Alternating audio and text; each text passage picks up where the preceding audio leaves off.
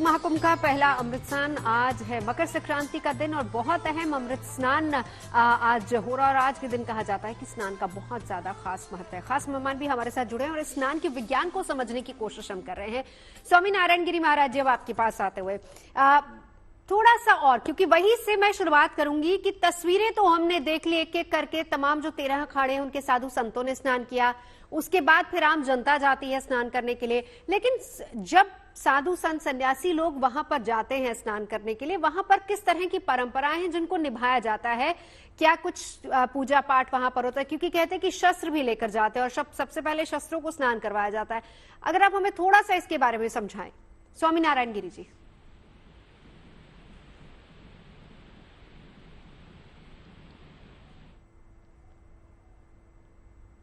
स्वामी नारायण गिरी महाराज जी, मेरी आवाज आप तक आ रही है?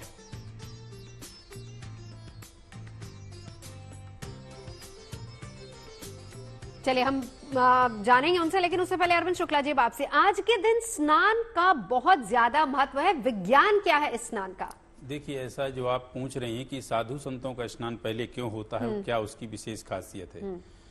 कहते ना कि चिता भस्मालेपो गरलमशनम दिक्पट धरो जटाधारी कंठे भुजगपतिहारी पशुपति।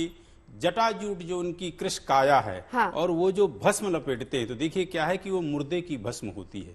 तो वो यहाँ हमें यह एक बात का जो है संकेत देते हैं, हमें एक बात का यहाँ पे ज्ञान होता है कि जो भस्म है, अर्थात उस भस्म को जो लपेटते हैं अपने शरीर पे रगड़ते हैं, तो वो मृत्यु के ऊपर हो जाते हैं। इसको कहते हैं कि करालम महाकाल कालम कृपालम, काल के कृपाल पे जो बसे महाकाल है। तो जो भस्म है, भस्म को जो रगड़ते हैं, तो वह ये संदेश देते हैं कि देखो हम वो त्यागवान हैं कि मृत्यु के भी हम ऊपर हैं। और वो जब स्नान करते हैं, उनके स्नान के समय जो उनकी रज गिरती है शरीर की, और उनके जो रज का स्नान यदि कोई स्पर्श आदि भी पा जाता है, हाँ। तो वो धन्य हो जाता है। जी चलिए, स्वामी नारायण गिरी महाराज जी हमारे साथ इस वक्त जुड़ चुके हैं।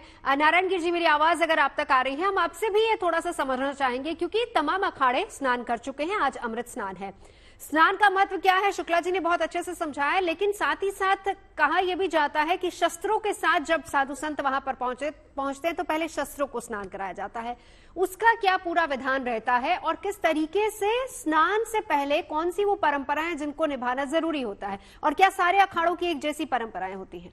स्वामी जी, देखिए, ये आपने जो बच्चा बहुत अच्छा प्रश्न किया कि जो हम लोग संगम के किनारे जाते हैं या नदी किनारे जाते हैं, हमारे भारत के अंदर में, भारतीय कल्चर में, भारतीय संस्कृति में बोलते मोहवासी जीव लोग जीव भूता साधना। हमारे देश में हजारों साल, करीब 700 साल मुगलों का राज रहा, 200 साल अंग्रेज, और हमारा पूर्वज हमेशा से लड़ते रहे हैं। तो हमारे क्या है कि सभी अखाड़ों के देवता होते हैं। जैसे हमारे जुना अखाड़े का देवता सूर्य प्रकाश, वो भाले के रूप में होता है। और हमारे जो इष्ट देव होते हैं, भगवान दत्तात्रेय जुना अखाड़े के इष्ट देव दत्ता, हर अखाड़े के इष्ट अलग अलग इष्ट देव होते हैं, उनकी देवता अलग अलग स्वरूप में होते हैं, भाले के रूप में होते हैं। तो क्या है कि वो पहले के समय में जो अत्याचारी लोग आक्रमण करते थे देश में, तो आक्रमण को बचाने के लिए साधु संत हमेशा से रक्षा करने के लिए भाई ऐसा देवता का उपासना करो कि भाई कोई भी अप्रतीक रूप मान के उसका पूजा करते हैं। तो हम लोग क्या है कि जब साधु लोग, नागा लोग, महात्मा लोग जितने भी जाते हैं अखाड़ा के, वो देवताओं को स्नान करने जाते हैं, अपने स्वयं का स्नान करने नहीं जाते हैं। वो तो भाई देवता का स्नान हो तो हमारा भी हो जाएगा।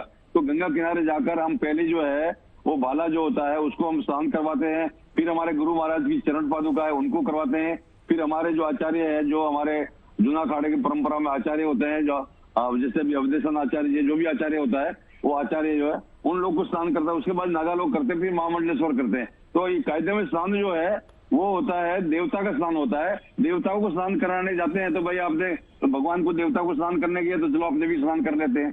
तो हम लोगों की परंपरा में देवताओं का स्नान करने की परंपरा है। हमारे यहाँ पर कलश का मतलब होता है कि प्रत्येक हिंदू के घर में, सनातन धर्म के अंदर में कोई भी पूजा हो, किसी भी पूजा की पद्धति हो, हम लोग सिंधु को बिंदु में जानते हैं कि भाई एक कलश की स्थापना करना है।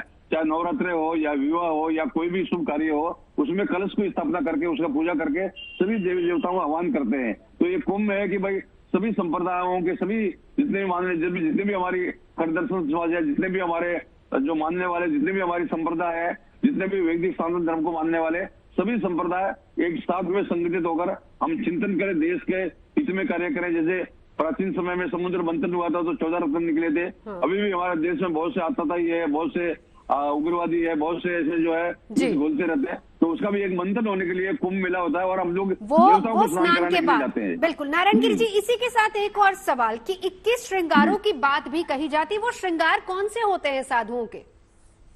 देखिए, हमारे तो भारत में ऐसा है कि 6 प्रकार के जो है 6 प्रकार का शास्त्र है। तो श्रृंगार शास्त्र भी, श्रृंगार रस भी होता है, श्रृंगार शास्त्र भी है। तो ये क्या है कि भगवान को प्रसन्न करने के लिए मान लीजिए कोई शिव का उपासना करता है, तो शिव को प्रसन्न करने के लिए भाई शक्ति के स्वरूप को, जैसे साधु लोग माला पहनते हैं, अपना श्रृंगार करते हैं, त्रिपुण लगाते हैं। जैसे वैष्णव लोग है कि भाई राम को प्रसन्न करना है तो भगवान को जो राम का जो स्वरूप है उसका जो है अपना उसका धनुष है, बाण है, उसके भी अपने शरीर पर जो है। तो इसी तरह से जितने भी अपने हैं जो हमारे देश के खट दर्शन साधु समाज है, तो वो श्रृंगार जो है अलग अलग रूपों में जो है भगवान को प्रसन्न करने के लिए, परमात्मा को प्रसन्न करने के लिए अपना श्रृंगार करते हैं कि भाई उस शक्ति को उपासना करने के लिए जो परमात्मा जो है परमात्मा जो परम शक्ति जो है वो हमको जो प्रसन्न हो जाए। तो हम सन्यासी अखाड़ा जो सेव अखाड़ा है वो शिव का उपासना करते हैं, वैष्णव लोग राम का करते हैं। तो ऐसे ही जो है हमारे निर्मला अखाड़ा है वो गुरु नानक जी का उपासना करते हैं, उदासी है श्रीचंद जी का उपासना करते हैं। तो सभी देवता जो मान लीजिए सभी देवताओं को प्रसन्न करते हैं, उन देवताओं का जो श्रृंगार है तो उनको देवता किससे प्रसन्न होंगे तो उसका श्रृंगार जो अपने शरीर पर करते हैं कि भाई हमारा देवता जो है हमारे इससे जो है हमसे जो है प्रसन्न रहना चाहिए। जी बिल्कुल।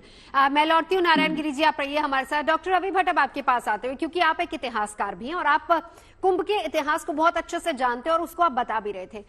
कितने बदलाव आपने देखे हैं अभी तक के? आपने तमाम जितने भी कुंभ अभी तक हुए उनके बारे में पढ़ा है, लिखा है, उसको समझा है। और इस बार के कुंभ की बात करें, हम चाहे पेशवाई की बात कर ले, हम चाहे धर्म ध्वजा की बात कर ले, या फिर हम ये कहें कि जिस तरीके से साधु आते हैं शाही स्नान के लिए, जिसको अब अमृत स्नान कहा जाता है, कितना बदलाव आपने देखा है? डॉक्टर रवि भट्ट जी, जो इसकी जो हिस्ट्री है कुंभ मेले की, ये जो कुंभ मेले की जो हिस्ट्री है, इसके ऊपर कमेंट्स जो हैं बुद्धिस्ट लोगों ने भी इस पे कमेंट किया है, ब्रिटिश लोगों के भी कमेंट्स हैं और अलग अलग है इसके। पहले इसको शुरू के अंदर इसको ये जो था, ये जो हमारा कुछ लोग स्कॉलर्स का मानना है कि पहले इसको माघ मेला ही कहते थे। कुंभ मेला इसको लेटेस्ट स्टेज में कहा जाना शुरू हुआ है इसको। कुछ स्कॉलर्स से कहना है, नॉट सारे इसके एग्री नहीं करते हैं स्कॉलर्स इसके ऊपर। और इसका जो व्यवस्थित जो डिफरेंट अखाड़े हैं वो कौन पहले जाएगा, कैसे जाएगा, इसको सबसे पहली बार इसको ऑर्गेनाइज किया था ब्रिटिश लोगों ने इसको करना शुरू करा था। और इसका रिएक्शन जो था, और इसकी जो कुंभ मेला जो पहले माघ मेला के नाम से ज्यादा जाना जाता, तो इसलिए कुंभ मेला बना वो 1857 का जो अपराइजिंग थी, जिसे कि ब्रिटिश लोग कहते हैं सिपाही म्यूटनी और हम हिंदुस्तानी लोग कहते हैं the first war of independence.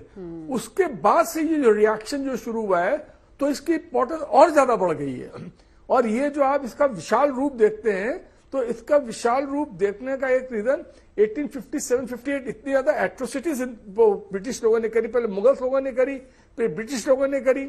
और इसके ऊपर कमेंट्स भी, और आप ये इसकी तारीफ जो कुंभ मेले की आप देखिए कि इवन मतलब with due respect Lord Buddha जो है वो बहुत ही सम्मानीय है, पर उन्होंने लॉर्ड बुद्धा ने भी उसके ऊपर कमेंट किया था कि इसमें नहाने से सारे सिन जो है, पाप जो है धुलते नहीं है और इसके आदमी को अपने कर्म से अपने पाप धोने चाहिए, उन्होंने कहा था। और यही बात इसमें ये जो थे ब्रिटिश स्कॉलर है जिसका नाम है कर्मा मैकक्लीन, ये काफी वेस्टर्न में बहुत प्रसिद्ध स्कॉलर है, इसने भी बहुत ही इनडायरेक्टली इस पे आक्षेप करा।